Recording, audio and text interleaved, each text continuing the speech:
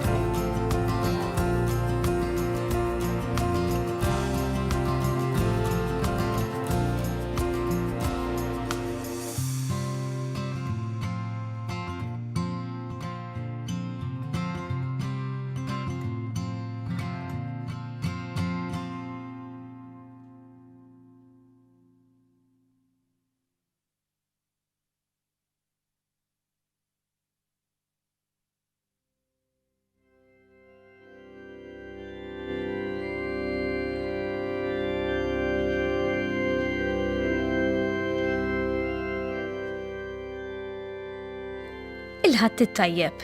Illum 6 ta' Ġunju, il-festa tal-ġisem u d-demm imqaddes ta' Ġesu, Corpus Christi. Nilqakom għal din il-quddiesa mmexxija mill-Arċisqof Charles Scicluna mill-Katedral ta' San Pawl l-Imdina. Wara l-quddiesa se jsir mument ta' talb quddiem is-sagrament imqaddes. Infakru li t-tfal jistgħu jsegwu l-liturġija tal-ħadd minn fuq il-website bkids.md.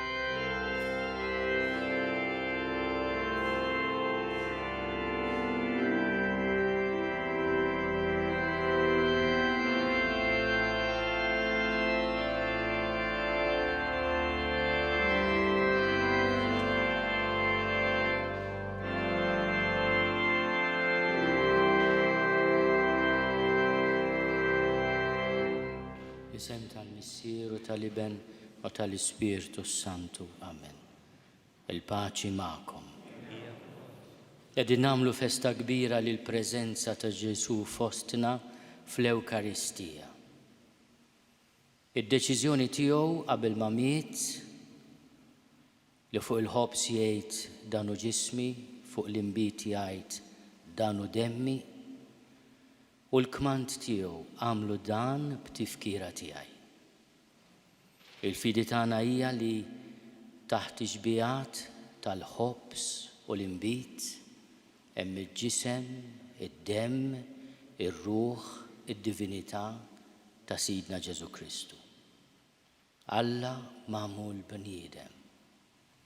Illum naduraw dan il-misteru kbir li f'kull qudiesa nfakru huwa il-misteru tal-fidi.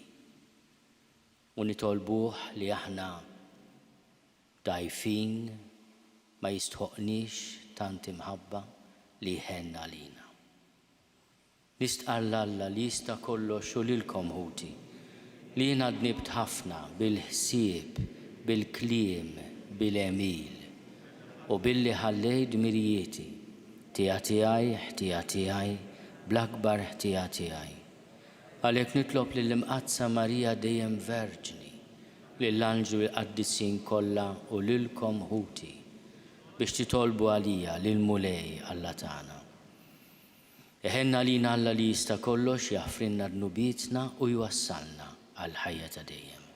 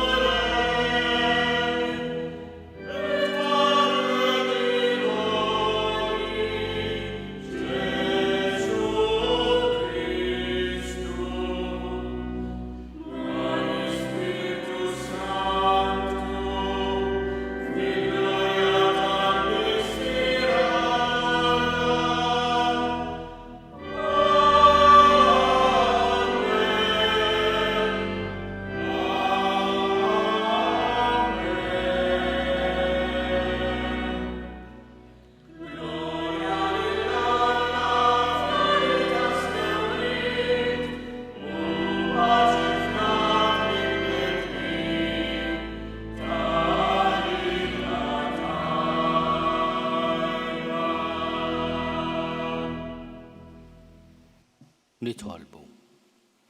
U Alla inti f'dan is-sagrament tal-aġeb ħallitinna tifkira tal-passjoni tiegħek. Għatina nitolbuk li nqimu l-misteru tal-ġisem u d-dem tiegħek. Hekk li nħossu fina bla qiegħda dak li rebħitilna il-fidwa tiegħek. Int li intalla u tgħixu s-saltan ma' Alla l-Missier flimkien mal-Ispirtu Santu għal dejjem ta' dejjem.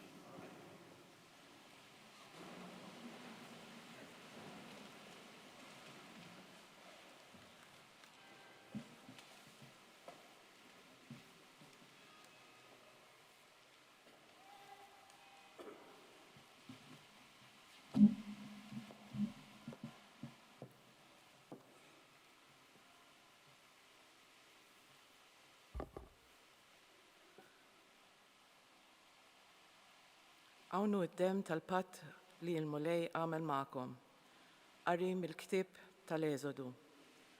F'dak iż-żmien Mosè niżel jgħid lill-poplu kull ma qallu l-mulej u kull ma ordnalu.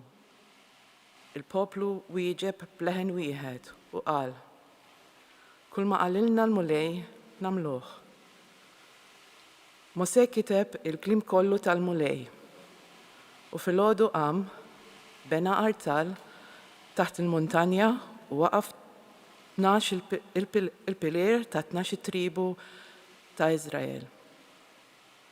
Mbagħad bagħat xi żgħażagħ minn quliet Izrael biex joffru sagrifiċċji u joqtlu oġġiela bħala sagrifiċċji taslim lill-mulej. Mosè ħa nofs id-demm u qiegħed fi bwieqi u xerret in-nofs l-ieħor fuq l-artal. Mbagħad ħal ktib tal-patt u qara minnu hekk li seta' jismaw il-poplu. U huma qalulu: kull ma qalilna l-mulej nagħmluh u nisimgħu minnu. Mosè mbagħad ħa d-demm u jroxx fuq il-poplu qal: hawnhu id-demm tal-patt li l-mulej għamel magħkom skont dan il-kliem kollu. Il-kelma tal-mulej. Salvazione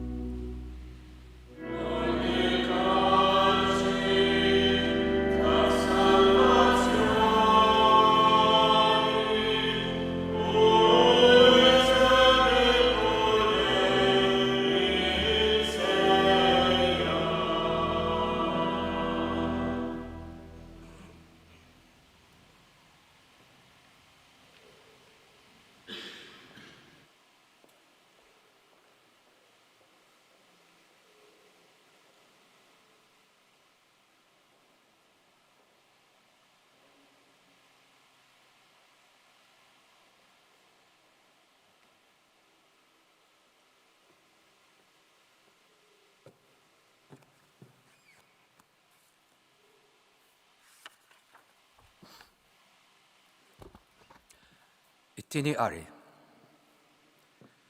Huti. Kristu ġi bħala l-qassis il-kbir tal-ġid li diġà ġi. U daħal minn tinda aqwa u aktar perfetta li mhix maħduna bidejn il-bnedmin. Jiġifieri mhijiex ħolqien ta' din l-art. U daħal darba għal dejjem fis-santwarju, mhux bis-saħħa tad-demm tal-Moż u tal-Uġġiela, imma bis-saħħa ta' demmu stess, u hekk kiseb fidwa għal dejjem. Jekk id-demm tal-Moż u tal-Gniedes u l-irmit tal-oġla imraxxax fuq dawk li huma mnixsa jista' jqaddishom billi jagħtihom l-indafa tal-ġisem, kemm aktar id-demm ta' Kristu li bl-Ispirtu ta' dejjem offra lilu nnifsu bħala vittma safja lil Alla. Jista' jngħadda fil-kuxjenza tagħkom mill-emil mejjed biex taqdu lil Alla ħaj.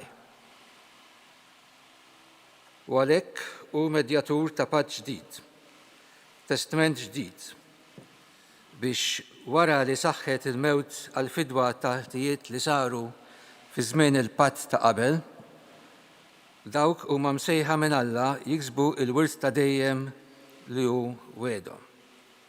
Il-kelma tal-mulej. Sekwenza. Faħħar Sion lil-feddej, ir-raj tiegħek u l-mexxej, bl-innijiet u bil-għana. Ibqa' faħru daqskemm tista' għax hu l-fuq minn kull tifħir. Qatt ma tfaħru kemm jistħoqlu. Għat-tifħir ħaġa tal-għaġeb, il-ħobs ħaj li jagħti l-ħajja hawn qudiemna f'dan il-jum. Dak il-ħobs li fuq il-mejda li l-apostli fl-ikla mqazza kien ingħata biex jikluh. Ikun sħiħ it-tifħir tiegħek, qalb ferrieħa b'leħen għoli, ikun jixraq ferħ ir-ruħ. Għax dal-jum ta' festa kbira ta' dik l-ikla u t-tifkira meta saret l-ewwel darba. Dina l-ikla is-sultantana lajt il-ġdid tal-liġi l-ġdida temma l-kollox lajt qadim. Il-qadim twarrab mill-ġdid, dak li uġi flok ixbija, id-dawl biet dlam il-lejl. Dak li twettaq fl-aħħar ċena, Kristu jibqa' jiġġedded biex ikun tifkira tiegħu. Imma l-min f'talim imqaddes nibdlu l-ħobs u l-inbit tagħna, sagrifiċċju għas-saħħa tagħna. Twemmin ġdid lilna l-insara li dan il-ħobs jinbidel f'ġisem u l-inbit jinbidel f'demm. Dak li ma tarax jew tifhem, it-twemmin isaħħu u jwettqu fuq kull ordni tan-natura. Taħt ixbijat fejn aħna nilmħu mhux il-ħajja ma' sinjali jinħbew ħwejjeġ hekk eżiż. Ikel ġismu xorb u demmu, iżda Kristu sħiħ hemm moħbi taħt kull waħda mix-xbijat. Sħiħ jittikel Kristu kollu, bla tkissir, bla jitfarrak, bla jinqasam minn min jieħdu. Jiklu 1000 u jiklu wieħed, kemm ħadan, kemm jieħdu huma, bla jintemm meta jittikel. Jiklu t-tajba, jiklu ħżina, imma l-dawk iġib il-ħajja li dawn jixed fit-telfin. Mewt għal-ħżina ħajja għat-tajba, ara kif jinbidel fihom għalkemm jieħdu l-istess ikel. Meta l-ostja tkun maqsuma, la tibżax, imma tiftakar taħt ixbija ta' kull farka kemm jinsab daqs fl-ostja sħiħa.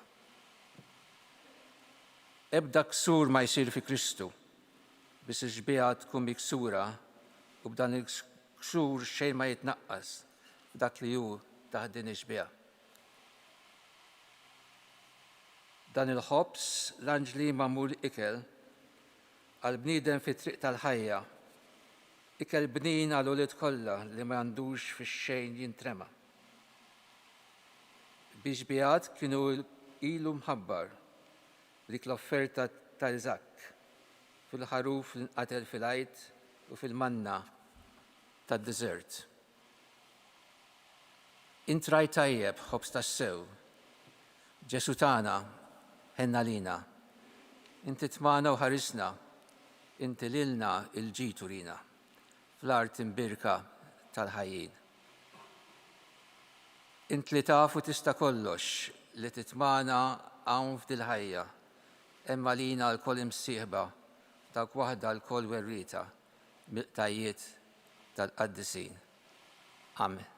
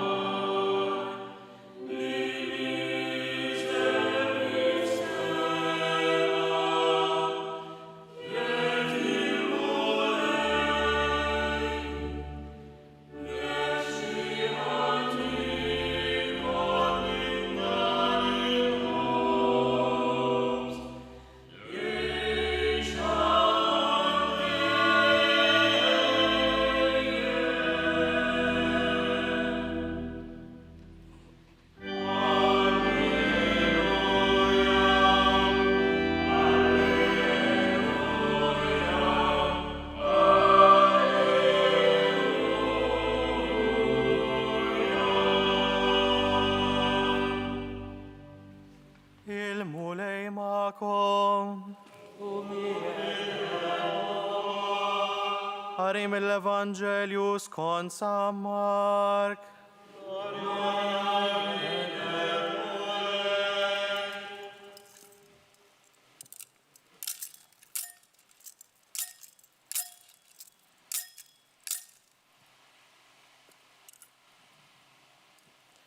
Fl-ewwel jum tal-għażmi, meta kienu jissagrifikaw il-ħaruf tal-għajt, id-dixxipli tiegħu qalu lil Ġesu: fejn tridna mmorru inħejju biex tiekol l-ikla tal-għajt?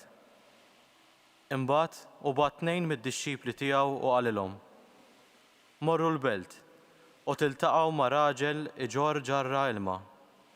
Morru warajh u għejdu lil sit id-dar ta' fejn taraw dieħel. Għallek li Mugħallem, fejn il-kamra tiegħi li fija nista' niekol l-ikla tal-għajt mad-dixxipli tiegħi? U jurikom kamra kbira fuq, imamra u lesta. Ħejjulna hemmhekk. U d-dixxipli marru u daħlu fil-belt u sabu kollox kif kien qalilhom hu u ħejjew l-ikla tal-għajt. Huma u jieklu ħal-ħobs fil-idejh, qal il-barka, qasmu, nawwilulhom u qal: ħudu, dan hu ġismi. Imbagħad ħal kalċi f'idejh, ratt il-ħajr u nawwilulhom u l-koll xorbu minnu. U qalilhom: dan huwa demmi, id-demm tal-patt li jxerret għal ħafna. Tassew ngħidilkom li ma nixrobx iżjed mill-frott tad-dilja sa dakinhar li nixrob inbiġ ġdid fis-saltna ta' Alla. Imbagħad kantaw is-salmi u ħarġu lejn l-għolja taż-żebbuġ. Il-kelma tal-mulej.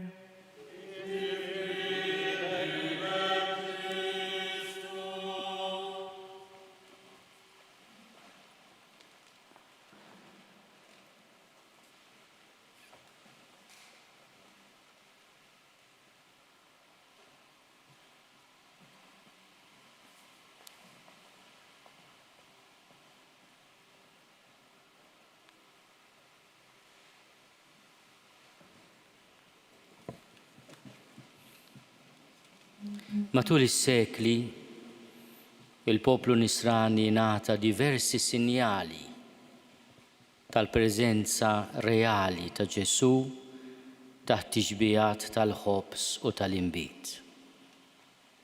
Il-festa tal-lum, festa antika madwar 800 sena, propju ġiet mifruxa mad-dinja kollha Kattolika mill-Papa wara avveniment straordinarju li ġara waqt qudiesa ħdejn il-lago di Bolsena.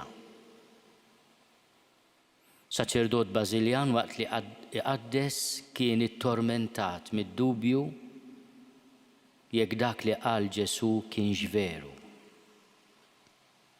U meta refa l-ostja,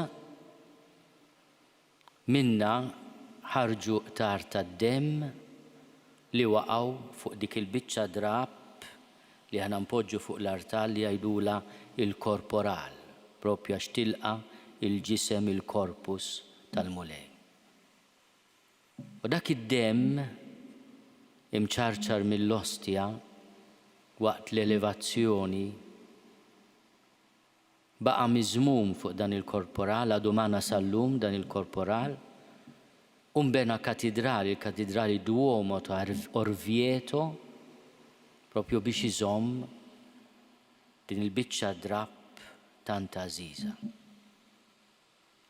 Il-Papa ta' dak iż-żmien qegħdin fl-1200 l-1300 iddeċida li jagħmel festa li aħna fiha l-insara, aħna l-Kattoliċi nistqarru il-fidi tagħna fil-preżenza ħajja ta' Ġesu taħt tixbijat tal-ħobs u tal-inbit. Hija xi ħaġa li aħna diffiċli nemmnuha. Li l-mulej jażel dawn l-elementi tant fraġli, tant debboli, u permezz tagħhom huma jinbidlu fil-ġisem u d-demm tiegħu ikun magħna.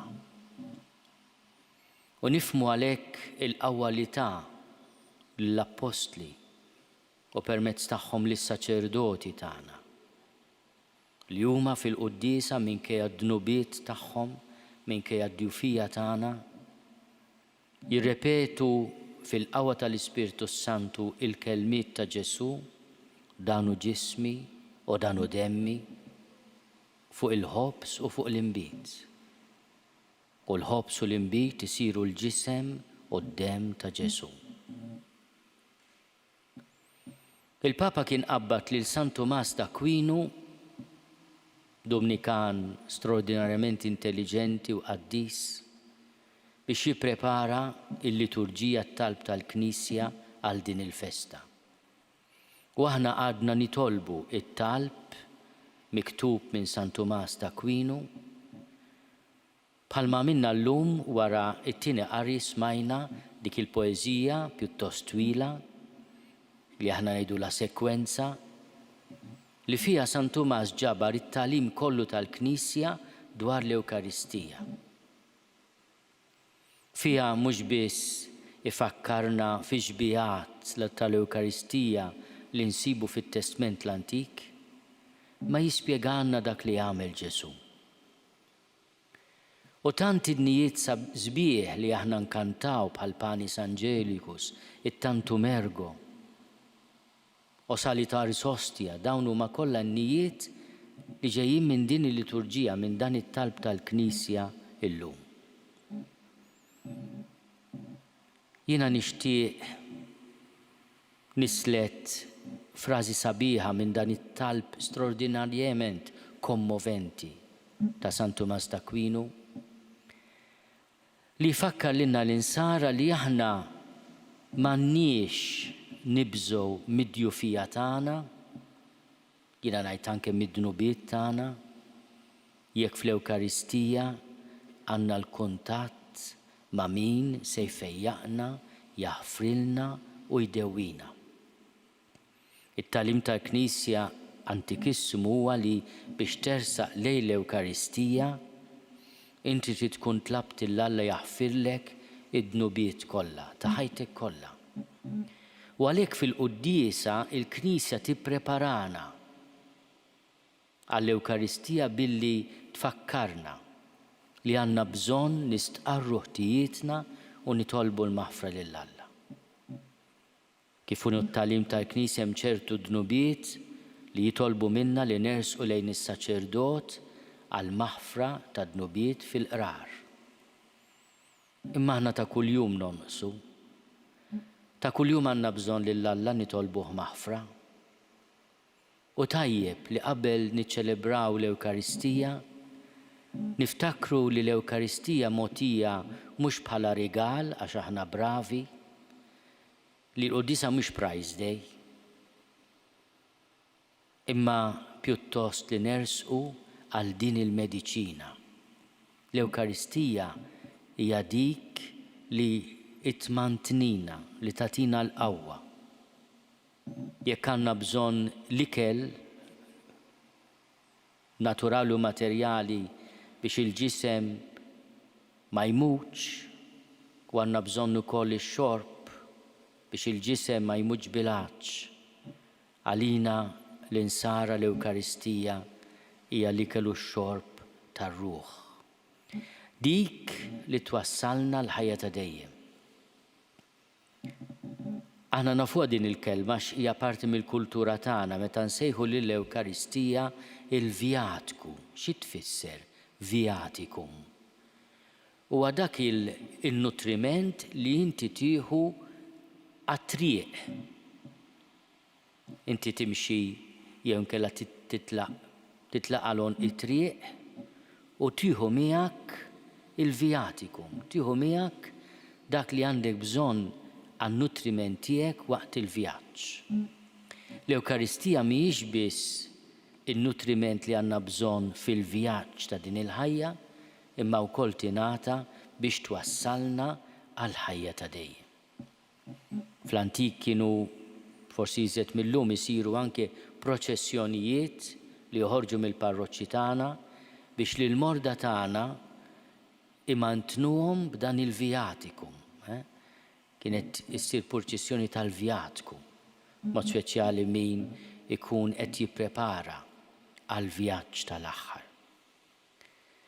Ma l-Ewkaristija mhijiex dik li tmexxina lejn l-aħħar imma tmexxina wkoll fil-ħajja tagħna. U għalhekk kien il-Papa San Pju X li iddeċieda li l-Ewkaristija tingħata anke lit-tfal feta tenera. Jien llum insellem il-tant tfal fil-parroċċi tagħna li din is-sena qed jirċievu għall-ewwel darba lil Ġesu Ewkaristija. Insellem il-ġenituri tagħhom, nirrikmandahom biex huma li ppreparawhom b'tant impenn bil-katekeżi ikomplu jrawmu tfal tagħna fil-fidi fl-imħabba lil Ġesu. Imma wkoll idarruhom li kull nhar ta' Ħadd aħna niltaqgħu mal-mulej li minn fuq il-mejda tal-artal jagħtina il-ħobs ħaj tas-sema. Wara kollox Ġesu jitkellem dwar il-ħobs u l-inbit, il-ġisem u d-demm, imma kif smajna dik il-poeżija sabiħa ta' San Tumas d'Akwinu, taħt kull speċi hemm kollox. Jekk jiena nitqarben l-ostja konsagrata, ma nieħux biss il-ġisem ta' Ġesu, imma l-ġisem, id-demm, ir-ruħ u d-divinità. U hekk ukoll min ma jkunx jista' jitqarben bl-ostja, imma jitqarben bid-demm imqaddes qed jirċievi r-ruħ, il-ġisem, id-divinità ta' Ġesu sħiħ. F'kull farka li tista' tittiekel hemm Ġesu sħiħ. San Tumas ukoll jispjegana li nistgħu minflok nieħdu l-mediċina, nieħdu l-velenu meta nitqarbnu. Mod speċjali jekk fil-qalb tagħna hemm xi mibeda għal xi ħadd. Il-mulej jilliberana minn din il-ħaġa li tbiddel fil-qalb tagħna l-Ewkaristija minn ikel velenu. Għaliex dan huwa l-ikbar impediment biex jiġi Ġesu fil-qalb tagħna. Hemm ħafna dnubiet, ma' speċjali tad-djufija tagħna l-bnedmin, ma' dik hija li tbiet il-qalb tagħna minn Alla. Għalhekk nitolbu d-don bħalma jallimna hu fil-missierna li naħfru mill-qalb lil xulxin. Ġesu minnhom jgħid jekk inti u tella l-offerta fuq l-artal tiftakar li hu għandu xi ħaġa kontrik, ħalli l-offerta dik tista' tistenna. Mur għamel ma' paċi maħuk u mbagħad ejja ressaq l-offerta. Jiena nammira fil-fatt riti li għandna fil-Knisja Kattolika fejn is-sinjal tal-paċi u ta' rikonċiljazzjoni jingħata qabel, kważi fil-ħin tal-offerta. Għalija dik hija ritwal feliċi. Aħna ir-ritwal li nużaw fil-missa Ruman huwa differenti. Imma xorta nitolbu maħfra l-xulxin qabel nitqarbnu. Għax is-sinjal ta' paċi mhux biss li nsemlu l-xulxin għaw qiegħed int illum għal ma ġejt mhix hekk. Imma hija wkoll sinjal ta' rikonċiljazzjoni. Is-saċerdot qabel jitqarben jaraf id-djufija tiegħu u lil Ġesu jitolbu tħallini qatt ninfiret minnek. Kemm hija talba sabiħa wkoll għalina li qabel nitqarbnu għamilna x'għamilna aħna minn aħna lil Ġesu nitolbu tħallini qatt ninfiret minnek. Għaliex? Għax Ġesu għamana dejjem aħna rridu nkunu li ninfirdu minnu. U se jkun dejjem magħna. Wara kollox Iżajija li l-mulej Ġesu jagħti isem sabiħ, Alla magħna, Emanuel. Illum hija festa oħra li tfakkarna li Ġesu huwa magħna, li huwa Emanuel, Alla magħna. Lil dawk li għandhom il-qraba fl-isptarijiet, lil dawk li qed jisimgħuni mill-isptarijiet inħajjarhom anke f'daw il-jiem li ġejjin biex jitolbu id-don tal-Ewkaristija. Kif tafu, illum l-isptar is-saċerdot ma jiġix għandek bl-Ewkaristija jekk inti ma titlobiex. Jekk ma tistax titloba inti xi ħadd mill-qraba tiegħek. F'ismek lin-nurses anke fil-homes tal-anzjani jitlobhom. Il-papa l-mama jixtiequ jirċievu l-Ewkaristija. Di xi ħaġa li m'għadix awtomatika ġustament biex kulħadd iħossu liberu, imma importanti aħna l-Kattoliċi meta nkunu f'sitwazzjonijiet bħal fi sptar jew nkella f'residenza nagħmlu din it-talba. Għax aħna ma nistgħux ngħixu mingħajr l-Ewkaristija. Mela nħeġġeġ anke lil morda tagħna fl-isptarijiet u l-qraba tagħhom tgħidilha għandek il-mama l-isptari ma inti ngħidilhom biex iqarbnuk, hemm bżonn din it-talba speċifika, hemm bżonn nagħmluha biex din it-tradizzjoni qaddisa li l-morda tagħna jirċievu il-farax tas-saċerdot tkun ħaġa li twassal ħafna paċi u għena lil min għandu tassew bżonn. Jiena nixtieq ukoll u nikkonkludi biha. Inħajjar il-komunità tagħna f'din il-festa solenni tal-ġisem u d-dem ta' Ġesu biex kull min jista' u skont kif jista' nirritornaw għad-drawwa sabiħa tal-Ewkaristija tal-Qudiesa kull nhar ta' Ħadd. Aħna l-isfijiet b'rispett anke tar-restrizzjonijiet li għadhom magħna għadna ma introduċejniex mill-ġdid l-obbligu tal-Qudiesa tal-Ħadd. Imma jiena m'għandix bżonn nobbligak biex inti tiekol u tixrob il-ħobs tal-ħajja ta' dejjem quddiem ta' Ġesu imqaddes. Din hija xi ħaġa li l-qalb tiegħek li tħobb il-Ġesu għandha tifhem. Illum qegħdin infakru li din hija l-500 trasmissjoni tal-Qudiesa. Naf għax il-ħafna jkellmuna lilna l-isfijiet nies li apprezzaw li aħna qegħdin xandru l-Qudiesa u din tkompli tinkwetawx.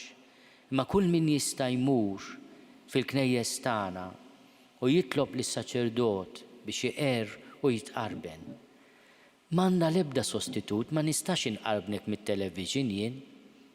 Daqskemm xef l-akbar xef tad-dinja jista' jurik il-platt li għamel fuq it-television, imma ma jistax idduqu. Ġesu nerġa' ripetiet ta' wkoll f'5 xirka minn hawn, ma waqqafx spettakolu, waqqaf ikla.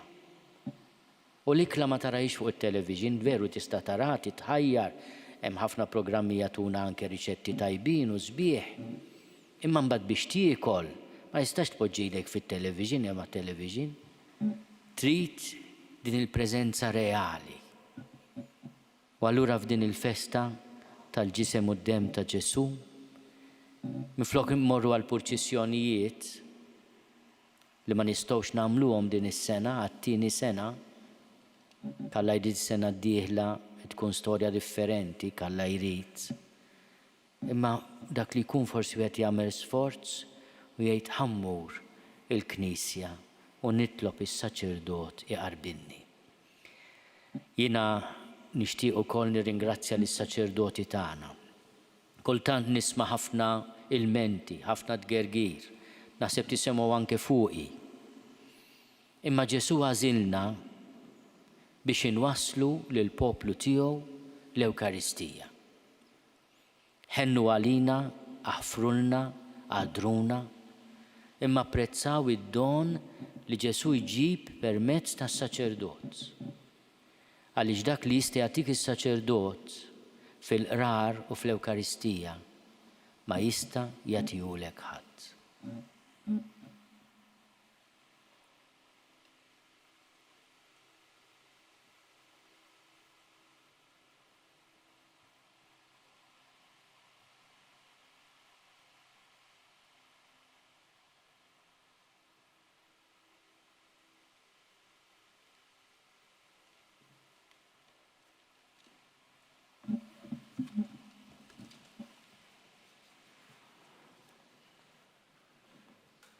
Jina nemmen falla wieħed il-missier li jista' kollox li ħalaq is-sema u l-art, dak kollu li jidher u dak li ma jidirx. U f'mulej wieħed Ġesu Kristu, iben waħdini ta' Alla, imnissel minn missier qabel kull żmien. Alla minn Alla, dawl minn dawl, Alla veru minn Alla veru, imnissel mhux magħmul, natura waħda mal-missier u bih sar kollox. Niżel mis-smewiet għalina l-bnedmin u għal-fidwa tagħna. U ġisem bis-seta tal-Ispiritu Santu minn Marija Verġni u sar bniedem. Salbu ħalina bata taħt Ponzju Pilatu, miet u difnuh, u fit-tielet jum qam minn bejn l-imwiet skont il-kotba mqazza. U tela s-sema u qiegħed fuq il-lemin tal-missier. U għandu jerġa' jiġi bil-glorja biex jagħmel ħaq mill-ħajjin u mill-mejtin, u s-saltna tiegħu ma jkollix tmiem. U fl-Ispiritu Santu mulej li jagħti l-ħajja, li ġej mill-missier u mill-liben, li hu meqjum mweġġa' flimkien mal-missier u mal-liben, u li tkellem b'fom il-profeti. U fi Knisja waħda, qaddisa, kattolika, apostolika, nistqar ma' mudija waħda l-maħfra tad-nubiet, u nistenna l-qawma mill-imwiet u l-ħajja ta' żmien li ġej. Amen. Ejjew resqu t-talb tagħna quddiem il-mulej li fil-ħina tiegħu għatina tagħna din il-grazzja kbira li aħna nistgħu nirċivuh fl-Ewkaristija. Kompli jibni l-Knisja il-ġisem ta' ibnek fid-dinja permezz tal-ġisem Ewkaristiku li jitoffrilek. Nitolbu. Ismana nitolbuk mulej. Kattar fil-mexxejja u fiċ-ċittadini ir-rispett lejn id-dinjità tal-foqra u l-imwarbin li fihom jidher il-ġisem misħuq tal-mulej. Nitolbu. Ismana nitolbuk mulej. Saħħaħ fil-fidi lil dawk li minħabba mart, persekuzzjoni jew nuqqas ta' saċerdoti huma mċaħda mis-sagrifiċċju mqaddes. Nitolbu. Ismana nitolbuk mulej. Qawwina bħala individwi u komunità bl-ikel tas-sema aħna u nimxu fl-imkien il-vjaġġ tal-ħajja. Nitolbu. Ismana nitolbuk mulej. Flimkien mal-offerti tal-ħobs u l-imbit li se noffru fuq l-artal tiegħek, ilqa nitolbuk mulej dan it-talb tagħna bi Kristu Sidna.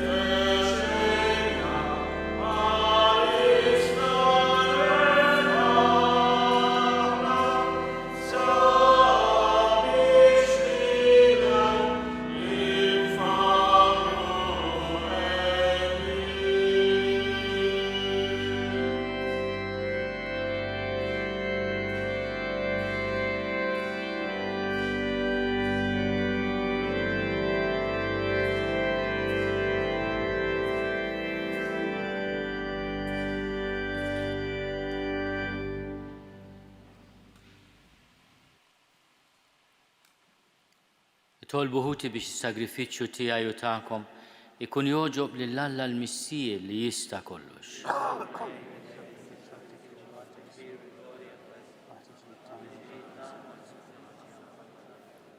Fit-tiba tiegħek mulej għati lill-Knisja tiegħek l-għaqda u s-sliem li b'mod mistiku huma nfissra f'dawn id-doni li qegħdin noffrulek bi Kristu Sidna. Il-mulej magħkom. Nerfgħu lubna l-fuq. Niżuħaj lill-mulej Alla tagħna. Sewwa u xieraq tas-sew mulej missier qaddis, Alla ta' dejjem li tista' kollox. Tajjeb u taġi tas-salvazzjoni tagħna li dejjem u kullimkien inrodulek ħajr bi Kristu Sidna. U l-qassis tas-sew ta' dejjem waqqaf għamla ta' sagrifiċċju li jibqa'. Kienu l-ewwel li joffrilek lilu nnifsu bħala l-vittma għas-salvazzjoni tagħna. U rrid li b'tifkira tiegħu nibqgħu nagħmlu din l-offerta. Meta niklu l-ġisem tiegħu is-sagrifikat għalina, aħna nimtlew bis-saħħa. U meta nixorbu demmu mxerret għalina, nindafu minn ħtijietna. Għalhekk mal-anġlu u mal-arkanġlu, matroni mad-dominazzjonijiet, maqtajja kollha tal-eżerċiti tas-sema, intenu l-innu tal-glorja tiegħek u ngħidu bla qiegħda. Gloria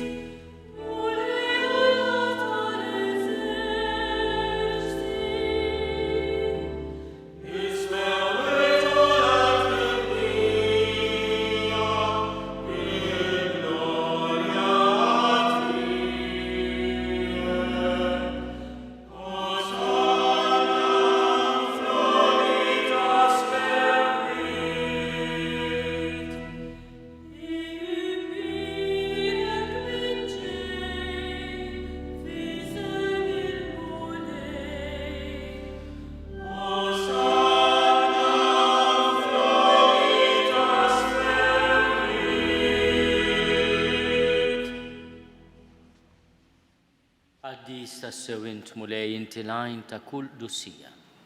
Għaddis għalhekk nitolbuk dawn l-offerti bil-barka tal-Ispirtu tiegħek biex isiru għalina il-ġisem u d-dem ta' Sidna Ġesu Kristu. Li meta kien se jingħata biex minn rajħi bati, ħal-ħobs, ratti l-ħajr, qasam, tal id-dixxipli tiegħu u qal, ħudu u kulu l-koll minn dan, għax dan huwa ġismi li jingħata għalikom.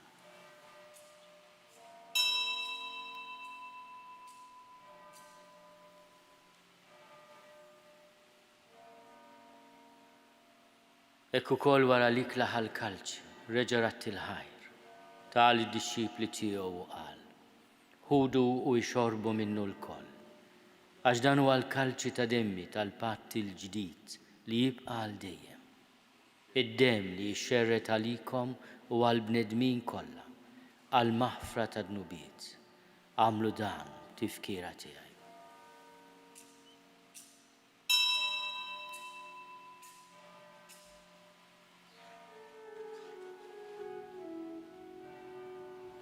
Dan hu l-misteru tal-fidi.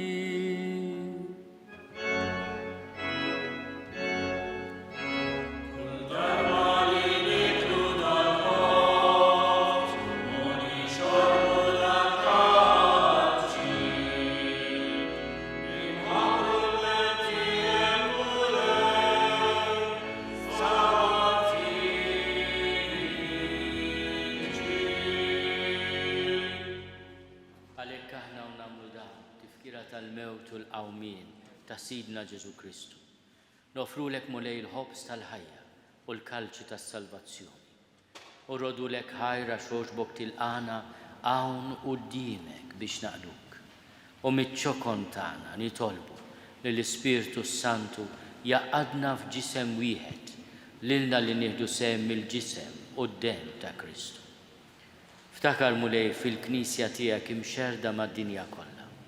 Wettaqa fl-imħabba fl-imkien mal-Papa Franġisku. Miegħi għaddej tiegħek mingħajr ma jistħoli. Mal-Isqof Joseph li qed jgħinni, mal-Isqof Anton u mal-Ministri tiegħek kollha. Ftakar ukoll f'ħutna li raqdu bit-tama tal-qawmien. Ftakar fil-mejtin kollha. Daħalhom quddiemek fid-dawl tas-sebħ tiegħek. Ħenna lina l-koll nitolbu. Għati l-inna wkoll il-wirt tal-ħajja ta' dejjem. Flimkien mal-Verġni Mqazza u Malla Marija, mal-arus tagħha San Giuseppe, mal-apposti u l-qaddisin kollha li jgħixu fil-ħbiberija tiegħek sa mill-bidu tad-dinja. Għamel li magħhom infaħruk u nsebħuk Ġesu Kristu ibnek. Bi Kristu ma' Kristu fi Kristu. Jingħata lilek Alla missieli tista' kollox, flimkien mal-Ispirtu Santu, kull ġieħu glorja għal dejjem ta' dejjem.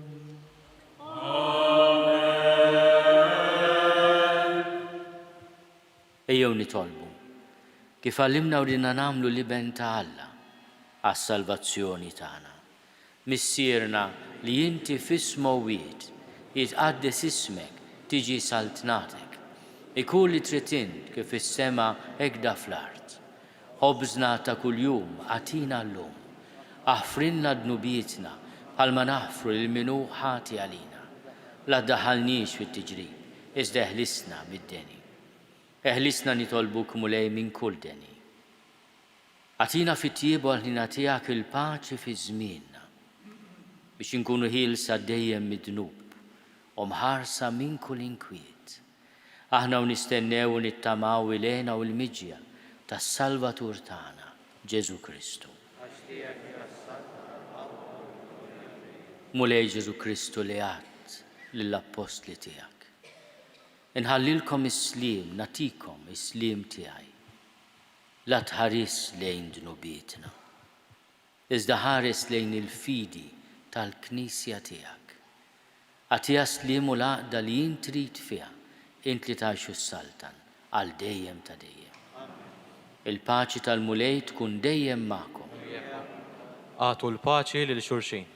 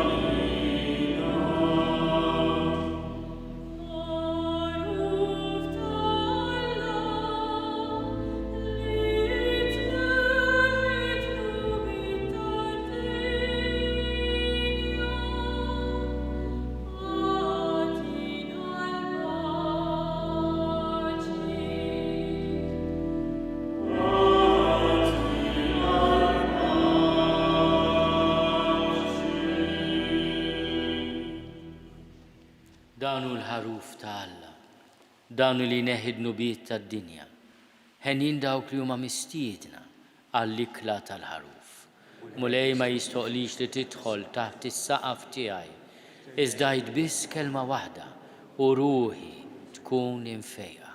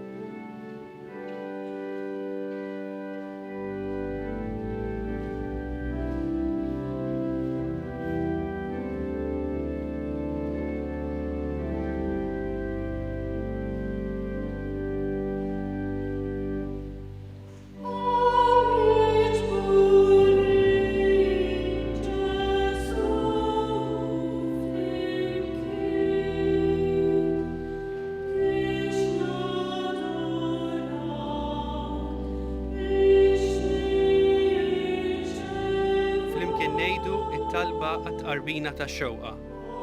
Ġesu, jiena nemmen li inti tinsab ta' bilħaq fis-sagrament tal-Ewkaristija. Irrid inħobbok fuq kollox u fuq kulħadd. Inti taf li nixtieq nirċevik ġewwa fija. Imma ġala darba bħalissa ma nistax nilqek ġewwa fija sagramentalment, nitolbok li tiġi fija spiritwalment. Ejja għandi, Ġesu tiegħi, biex jiena niġi għandek. Ħeġġiġni bl-imħabba għalik, biex f'ħajti u f'mewti jiena nemmen fik, nitma' fik u nibqa' nħobbok għal dejjem.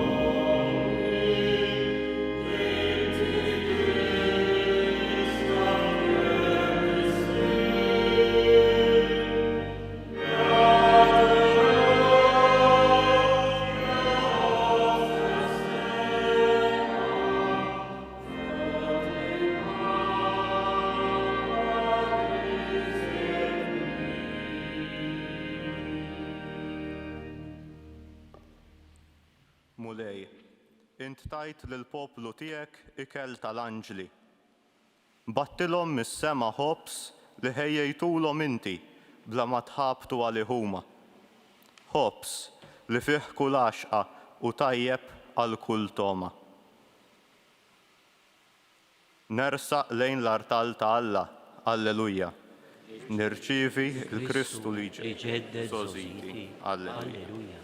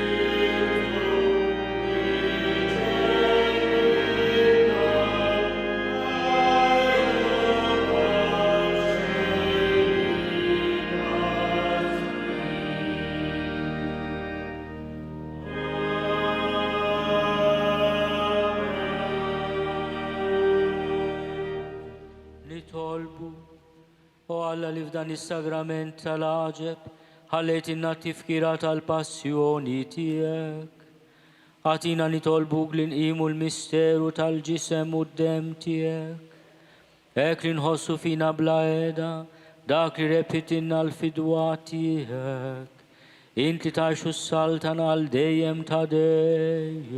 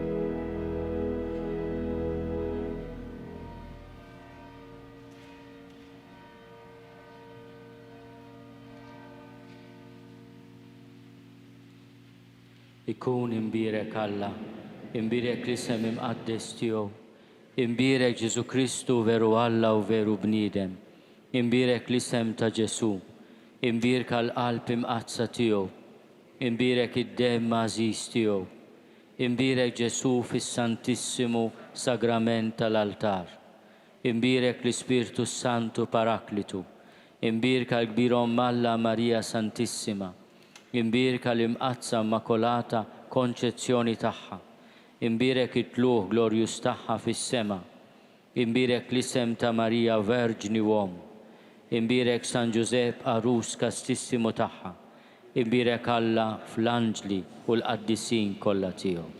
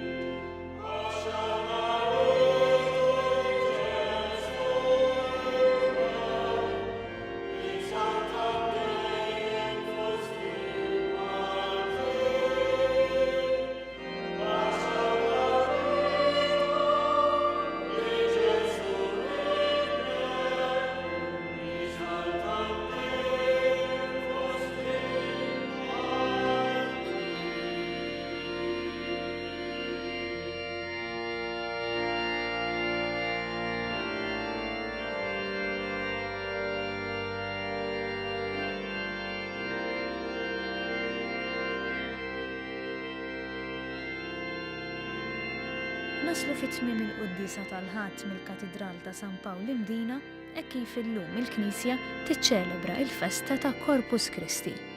Infakkarkom li kull min jixtieq jgħin lill-Arċidjoċesi ta' Malta tkompli ħidmieta fis-soċjetà huwa mistieden jagħti donazzjoni online jew inkella permezz ta' ċekk indirizzat lill-Arċidjoċesi ta' Malta.